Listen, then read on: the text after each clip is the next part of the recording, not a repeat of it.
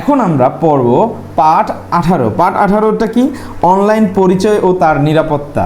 অর্থাৎ তুমি অনলাইনে কাউকে যদি চিনতে পারো, বিশেষ করে ক্লাস 8-এর শিক্ষার্থীরা, তোমাদের কিন্তু ম্যাক্সিমাম ক্ষেত্রে ধরো যারা ফেসবুক বা ইনস্টাগ্রাম চালাও, তারা অপরিচিত মানুষের সাথে কানেক্ট হও কিন্তু ফেসবুক বা তোমার হচ্ছে ইনস্টাগ্রামের মাধ্যমে। তার মানে তোমার এই সোশ্যাল মিডিয়া অ্যাকাউন্টটাই তোমার একটা আইডেন্টিটি, এবং তুমি যার সাথে হচ্ছে নতুন পরিচিত হলা বা ফ্রেন্ড হলা, তারও আইডেন্টিটি কিন্তু তোমার কাছে শুধুমাত্র সেই ফেসবুক অ্যাকাউন্টগুলা।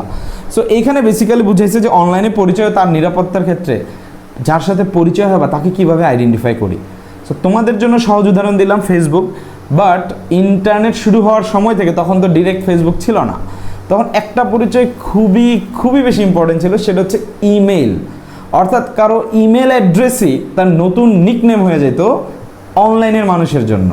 তাহলে মোটা দাগে আমি বলতে গেলে অনলাইনে পরিচয়ের ক্ষেত্রে দুইটা আইডেন্টিটি অনেক বেশি ইম্পর্টেন্ট। এক হচ্ছে তোমার ইমেল, আর এক হচ্ছে সোশ্যাল মিডিয়া। তোমাদের জন্য সোশ্যাল মিডিয়া আগে, ইমেলটা মাইনর, এখনও ছোট, আর একটু বড় হয়ে নেই, ঠিক না? কয়জন আছো যে ইমেলে কমিউনিকেশন করো না, কিন্তু টিচার থেকে শুরু করে সবার সাথে ফেসবুকে অ্যাড হয়ে নাও, একটা মেসেজ হলো জাস্ট মেসেঞ্জারে হচ্ছে নক দাও। বাট এখন এখানে বলার উদ্দেশ্য হচ্ছে এটা, যার সাথে তুমি সামনাসামনি দেখা হওনি, তার অ্যাকাউন্টটাই যেহেতু তার পরিচয়, তাহলে এটাই তার সম্বল। সো এইটা যদি কারো হ্যাকে করে ফেলে, কারো অ্যাকাউন্টকে যদি হ্যাকিংয়ের আওতায় নিয়ে আসে বা একটা অ্যাকাউন্ট হ্যাক করলো, তখন কিন্তু তোমার কাছে যে ওই তার অ্যাকাউন্টটাই পরিচিত, তো ওইটা দিয়ে যদি হ্যাকার তোমার সাথে কিছু মিসবিহেভ করে, তাহলে এটা কিন্তু যার অ্যাকচুয়াল অ্যাকাউন্ট তার জন্য অনেক বেশি কি লজ্জাজনক। তো এই সামারি রিলেটেড পড়াটাই হচ্ছে আমরা 18তে পড়বো। খুবই সহজ পড়া। যত দিন যাচ্ছে মানুষ তত বেশি ইন্টারনেট ব্যবহার করছে, ইন্টারনেটে শারীরিক উপস্থিতির প্রয়োজন হয় না, এমনকি মোবাইল ফোনে যেমন কণ্ঠস্বর শুনে পরিচয় সম্পর্কে নিশ্চিত হওয়া যায়, সেভাবে নিশ্চিত হওয়ার সুযোগও নেই। তবে ইন্টারনেট বা অনলাইনে বেশিরভাগ ব্যবহারকারী তার একটি স্বতন্ত্র সত্তা তুলে ধরে। এটি সামাজিক যোগাযোগ সাইট, ব্লগ কিংবা ওয়েবসাইটে ব্যক্তিকে প্রকাশ করে। এটিকে তার অনলাইন পরিচয় বলা যেতে পারে। অনেক ব্যক্তি অনলাইনে নিজের প্রকৃত নাম ব্যবহার করলেও অনেকেই আবার ছদ্মনাম পরিচয়ে ব্যবহার করে থাকেন। এই ছদ্মনাম হচ্ছে নিকনেম। তো অনেকে আবার প্রকৃত বা ছদ্মনাম কোনো পরিচয় প্রকাশ করে না। তার মানে অনলাইনে প্রত্যেকটা অ্যাকাউন্ট দেখেই কিন্তু তুমি সবাইকে ট্রাস্ট করতে পারবে না, কারণ সে তার নামকে হাইড করে রাখতে পারে, জাস্ট র্যান্ডম একটা নাম দিতে পারে জাস্ট প্রাইভেসির জন্য। তো যদি কোনো ব্যক্তির অনলাইন পরিচিতি থেকে তাকে বাস্তব জীবনে চেনা যায়, তবে সেটি হয় বিশ্বাসঘাতক। আর যদি কারো অনলাইন পরিচয় থেকে প্রকৃত ব্যক্তিকে শনাক্ত করা না যায়, তবে তার পরিচিতিকে সন্দেহভাজন হিসেবে বিবেচনা করা হয়। মানে দেখার পর তার ছবিগুলো দেখলা, বিভিন্ন জায়গাতে আছে, তোমার পরিচিত বিভিন্ন মানুষের সাথে সে বিভিন্ন সময় ছবি তুলে রাখছে, সেগুলো ফেসবুকে আছে। এরকম অনেক কিছুর কারণে তোমার মধ্যে একটা ট্রাস্ট ফ্যাক্টর গ্রো করে একটা যে কোনো অ্যাকাউন্টের প্রতি। ওর বেসিসে আমরা বলি, ও আচ্ছা এই অ্যাকাউন্টটা তোমার হচ্ছে রিয়েল হইতে পারে অথবা ফেক হইতে পারে। এই কথাটা এখানে জাস্ট সামারি আকারে বলছে। তো একজন ব্যক্তি অনলাইনে পরিচিত নিম্নোক্ত দুইভাবে হতে পারে। এক হচ্ছে ইমেল ঠিকানা, দুই হচ্ছে সামাজিক যোগাযোগ সাইটে তার প্রোফাইলের নাম, যেটা আমি বারবার তোমাদের বলছি, এবং তোমাদের ক্ষেত্রে মেজরিটির ক্ষেত্রে যদি আসলেই বলা হয়, তোমরা এইটাকেই বেশি প্রায়োরিটি দাও। ইমেল কিন্তু তেমন বেশি ইউজ করো না, বাট মনে রাখবা যে ওভারঅল ইমেল কিন্তু কারো ব্যক্তিগত পরিচয় হতে পারে।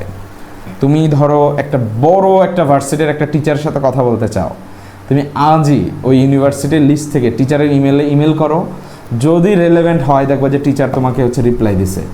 তার মানে তারা কিন্তু এই কমিউনিকেশন মিডিয়ামটাকে অনেক মানুষ প্রফেশনাল লাইফে অনেক বেশি প্রেফার করে। অনেক বড় মানুষ হতে পারে, বাট তুমি ইমেল করছো, দেখবা যে তোমাকে রিপ্লাই দিয়ে দিছে। ট্রাই করে দেখতে পারো, এবং যদি রিপ্লাই পাও তাহলে এই ভিডিওর কমেন্ট একটু জানাও যে এই ভার্সিটির এই টিচারকে আমি ইমেল করেছিলাম, সে সুন্দর করে জেন্টলি হচ্ছে রিপ্লাই দিছে।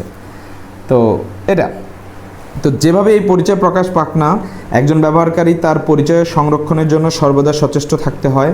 ইন্টারনেটে নিজের পরিচয়টি সংরক্ষণ করার জন্য যে সকল মাধ্যমের কথা উল্লেখিত হয়েছে, সেগুলোর ব্যবহারের সময় তাই সচেষ্ট থাকতে হয়।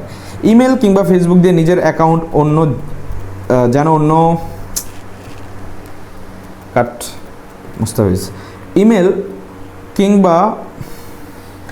ইমেল কিংবা ফেসবুকে নিজের অ্যাকাউন্ট যেন অন্য কেউ ব্যবহার করতে না পারে, সেজন্য সতর্ক থাকা প্রয়োজন। এক্ষেত্রে প্রত্যেক সাইটে ঢোকার ক্ষেত্রে যে পাসওয়ার্ডটি ব্যবহার করা হয় সেটির গোপনীয়তা রক্ষা করা জরুরি। পাসওয়ার্ডের গোপনীয়তা রক্ষা করার জন্য নিচের কিছু টিপস বা কৌশল দেওয়া হলো। তো এখানে একটা বিষয়টা আসো যেটা খুব বেশি ইম্পর্টেন্ট, যেহেতু ইমেল অথবা সোশ্যাল মিডিয়ার অ্যাকাউন্টে তোমার পরিচিতি হয়ে গেছে, এটা তোমার কাছেই আছে, যদি সামহাও তোমার পাসওয়ার্ডটা দুর্বল হয়, অন্য কারো কাছে চলে গেলেই কিন্তু তোমার পরিচিতিটা কিন্তু শেষ। কারণ এমন অনেক মানুষ এসে যে তোমাকে ব্যক্তিগতভাবে চিনে না, তোমার নেচার জানে না, বাট তোমার অ্যাকাউন্টে হ্যাক করার পর হ্যাকার তার সাথে মিসবিহেভ করতে পারে, তার থেকে টাকা পয়সা চাইতে পারে, তো এটা খুব খারাপ হয়ে যায় না? তাহলে তোমার যেহেতু অনলাইনের এই আইডেন্টিটি মাত্র কয়েকটা ইমেল, সোশ্যাল মিডিয়া, ফেসবুক, ইনস্টাগ্রামের অ্যাকাউন্ট, তো এরা যাতে হ্যাক না হয় তার জন্য তোমাকে প্রোটেক্ট করে রাখতে হবে। এবং এই প্রোটেক্ট করার সবচেয়ে সহজ এবং ইফেক্টিভ ওয়ে হচ্ছে অনেক কঠিন কঠিন পাসওয়ার্ড দেওয়া। তো পাসওয়ার্ডের কিছু টিপস এখানে বলছে যে পাসওয়ার্ড হচ্ছে সংক্ষিপ্ত না করে দীর্ঘ পাসওয়ার্ড ব্যবহার করব, 1 2 3 ABCD এরকম ডিরেক্ট যেগুলো কিবোর্ডে পাওয়া যায় এরকম করে আমরা দিব না। পাসওয়ার্ড দেওয়া যাবে না, একটু কঠিন দিব, একটু বড় দিব। বিভিন্ন ধরনের বর্ণ ব্যবহার করে, কেবল ছোট হাতের অক্ষর ব্যবহার না করা, বড় হাতের এবং ছোট হাতের বর্ণ ব্যবহার করা, combination, upper case and lower কেসের কম্বিনেশন। শক্তিশালী পাসওয়ার্ড ব্যবহার করা, যেমন শব্দ, বাক্য, সংখ্যা এবং প্রতীক সমন্বয়ে পাসওয়ার্ড তৈরি।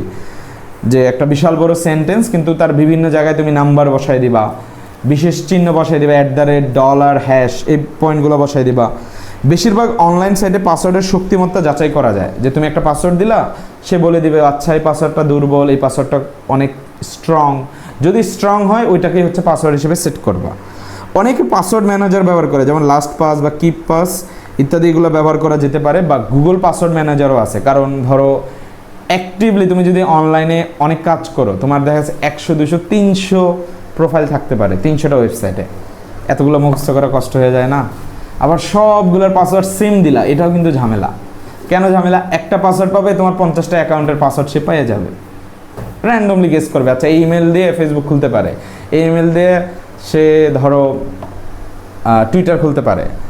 তো তার জন্য প্রত্যেকটা প্ল্যাটফর্মের আলাদা আলাদা পাসওয়ার্ড রাখা এবং মনে রাখা কষ্ট হয়। সো একটু চেষ্টা করবা গুগল পাসওয়ার্ড ম্যানেজার হচ্ছে ইউজ করার। তো গুগল অনেক সেফটি দিয়ে তোমার সকল পাসওয়ার্ড তুমি যেই কম্পিউটারে চালাও সেখানে সুন্দর করে স্টোর করে, যাতে ভুলে যাতে না যাও, বা ভুলে গেলেও তোমার ওই অ্যাকাউন্টে প্রবেশ করতে পারলে তুমি ওই ইমেলের থ্রুতে গুগল পাসওয়ার্ড ম্যানেজার থেকে সকল পাসওয়ার্ডটা হচ্ছে এক্সট্রাক্ট করতে পারবা বা দেখতে পারবা। নিয়মিত পাসওয়ার্ড পরিবর্তন করে, এটা খুব ইম্পর্টেন্ট। যখনই দেখলা যে ধরো তোমার অ্যাকাউন্টে লগ ইন করার কেউ অ্যাটেম্প নিতেছে, তুমি নগদ পাসওয়ার্ড চেঞ্জ করে দেবা। তো পাসওয়ার্ড সময়ে সময়ে আপডেট করলে তোমার পাসওয়ার্ড যদি কোনো এক সময় ভুলেও কেউ পেয়ে যায়, সে পরে আর ইউটিলাইজ করতে পারবে না। সতর্ক থাকা উচিত আমাদের পরের টপিক হচ্ছে কম্পিউটার হ্যাকিং। দেখো, হ্যাকিংয়ের একটা জেনেরিক মিনিং হচ্ছে যে একজন মানুষ অন্য মানুষের হয় ডিভাইস অথবা নেটওয়ার্কে প্রবেশ করতে চাইতেছে, কিন্তু যেখানে তার পারমিশন নাই। অন্যের জিনিস, তোমার পারমিশন নাই, কিন্তু তুমি তার ডিভাইসের অ্যাক্সেস নিতে চাইতেছো। সিম্পলি এই বিষয়টাকে আমরা বলি হ্যাকিং। এটা ডিভাইসে অ্যাক্সেস হতে পারে অথবা নেটওয়ার্কে অ্যাক্সেস হতে পারে, দুইটাই হতে পারে। যে তোমার ডিভাইস কন্ট্রোল নিয়ে নিল, অথবা তোমার নেটওয়ার্কে ডিরেক্টলি অনুমোদন নাই, জোর করে প্রবেশ করে গেছে ফাঁক করে দেখে। তো হ্যাকিং বলতে বোঝায় সংশ্লিষ্ট কর্তৃপক্ষের বা ব্যবহারকারীর বিনা অনুমতিতে তার কম্পিউটার সিস্টেম বা নেটওয়ার্কে প্রবেশ করা। যারা এই কাজ করে তাদেরকে আমরা বলি হ্যাকার। নানাবিধ কারণে একজন হ্যাকার অন্যের কম্পিউটার সিস্টেম, নেটওয়ার্ক বা ওয়েবসাইটে অনুপ্রবেশ করতে পারে। এর মধ্যে অসৎ উদ্দেশ্য, অর্থ উপার্জন, হ্যাকিংয়ের মাধ্যমে কখনো কখনো প্রতিবাদ কিংবা চ্যালেঞ্জ করা, ব্যক্তি বা প্রতিষ্ঠানকে ক্ষতিগ্রস্ত করা, হেয় প্রতিপন্ন করা, নিরাপত্তা বিঘ্নিত করা ইত্যাদি বিষয়ে অন্তর্ভুক্ত থাকে। তো এখানে একটা খুব ইন্টারেস্টিং একটা পয়েন্ট বলছে যে অসৎ উদ্দেশ্যে অর্থ উপার্জন, হ্যাকিংয়ের মাধ্যমে কখনো কখনো প্রতিবাদ কিংবা চ্যালেঞ্জ করা। অর্থাৎ ধরো কোনো একজন কোনো অন্যায় করতেছে, তো তাকে আটকানোর জন্য তার বিভিন্ন অনলাইন রিসোর্স হ্যাক করে ফেলাও একটা প্রতিবাদ হইতে পারে। একটা দেশ থেকে আরেকটা দেশের যুদ্ধ হয়েছে, সো দেখা গেল এক দেশ আরেক দেশের অনেক পপুলার ওয়েবসাইট, সরকারি ওয়েবসাইট দেখা গেছে তোমার বিভিন্ন ডিডস অ্যাটাক দিয়ে হচ্ছে আটকায় ফেললো। সো এরকম কাজগুলো হচ্ছে বা হ্যাক করে ফেললো, পুরো ওয়েবসাইটে দখল নিয়ে নিতে পারে। তো এটাও হইতে পারে হেয় প্রতিপন্ন করার জন্য। তবে অনেক কম্পিউটার নিরাপত্তা বিশেষজ্ঞ হ্যাকারদের ক্র্যাকার হিসেবে চিহ্নিত করতে পছন্দ করে। যে কম্পিউটার নিরাপত্তা বিশেষজ্ঞ হ্যাকারকে ক্র্যাকারও বলে আর কি। তো তোমরা ক্র্যাকার হইও না। তবে বিশ্বব্যাপী কম্পিউটার সিস্টেমে নেটওয়ার্ক বা ওয়েবসাইট বিনা অনুমতিতে প্রবেশকারীকে সাধারণভাবে হ্যাকারই বলা হয়ে থাকে। ক্র্যাকারটা অত পপুলার হয় নাই, জাস্ট কম্পিউটারের যে সিকিউরিটি স্পেশালিস্ট আছে, নিরাপত্তা বিষয়ক যে বিশেষজ্ঞ আছে তারা ক্র্যাকার বলছে, বাট অ্যাজ এ হোল সকল মানুষের কাছে হ্যাকার হিসেবে বেশি পরিচিত।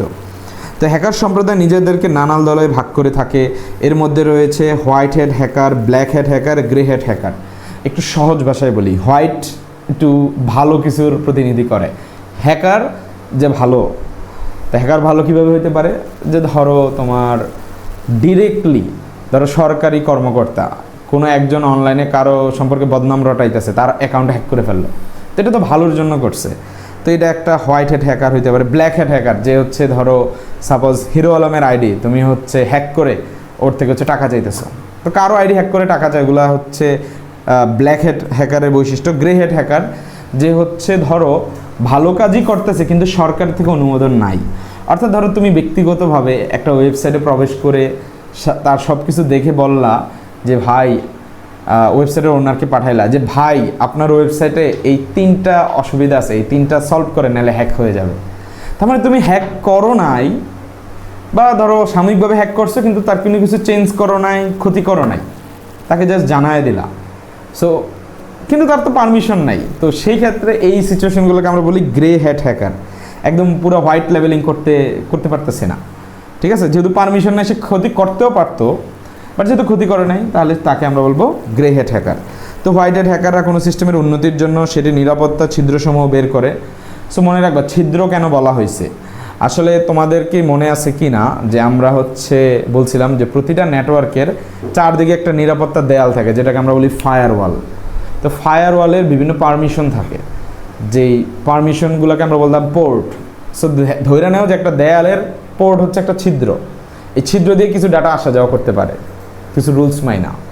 এখন যদি ওই নেটওয়ার্ক দেয়ালের আরও কিছু পোর্ট তুমি জোর করে ঢুকে ফেলতে পারো, যে পোর্টটা থাকা উচিত না কিন্তু পাওয়া গেছে, সো ওইগুলাকে আমরা বলতেছি হচ্ছে নিরাপত্তা ছিদ্র, মানে পোর্টগুলোকে বুঝাইতেছে। তো এদেরকে এথিক্যাল হ্যাকারও বলা হয়, যেহেতু ভালোর জন্য করে। ব্ল্যাক হেড হ্যাকারগণ অসৎ উদ্দেশ্য করে। বিশ্বের বিভিন্ন দেশে হ্যাকিংকে অপরাধ হিসেবে গণ্য করা হয়, বাংলাদেশে এটি অপরাধ। বাংলাদেশে হ্যাকিং একটি অপরাধ। তথ্য ও যোগাযোগ প্রযুক্তি আইন 2006, সংশোধিত আইন হচ্ছে 2009 অনুসারে হ্যাকিংয়ের জন্য 3 থেকে 7, এমসিকিউতে 100% আসবে, ঠিক আছে, এমসিকিউ লিখে দিলাম 3 থেকে 7 বছর। 2006 আইন, বাট আপডেট হচ্ছে 2009। তথ্য প্রযুক্তি আইন 2009 অনুসারে হ্যাকিংয়ের জন্য 3 থেকে 7 বছরের হচ্ছে কারাদণ্ড হতে পারে। সো কারো যদি অ্যাকাউন্ট হ্যাক হয়, তাকে যদি হ্যাক প্রতিপন্ন করা হয়, আজকেই চলে যাও পুলিশের কাছে কমপ্লেন করো, দেখবা যে ধরা পড়লে 3 থেকে 7 বছরের শাস্তি হতে পারে।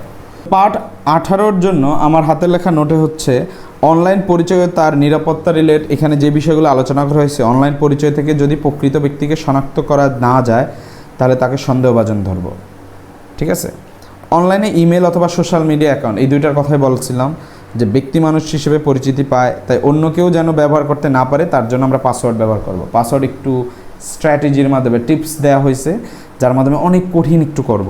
লং পাসওয়ার্ড দেব, mixing capital and small letters, ছোট হাতের বড় হাতের একসাথে করা, স্পেশাল সিম্বল যেমন $, স্টার, হ্যাশ এটসেট্রা এগুলো দেওয়া। Use of password manager, password manager ব্যবহার করব, যে তোমাদের ওখানে দেওয়া আছে দেখবা লাস্ট পাস, কিপ পাস অথবা Google manager. Change password frequently, সময়ে সময়ে পাসওয়ার্ডটাকে পরিবর্তন করতে হবে। কম্পিউটার হ্যাকিং কাকে বলে, কম্পিউটার সিস্টেম নেটওয়ার্ক, দেখো নেটওয়ার্ক হতে পারে বা সিস্টেম বা ওয়েবসাইটে বিনা অনুমতিতে অনুপ্রবেশকারীকে আমরা বলি হচ্ছে হ্যাকার।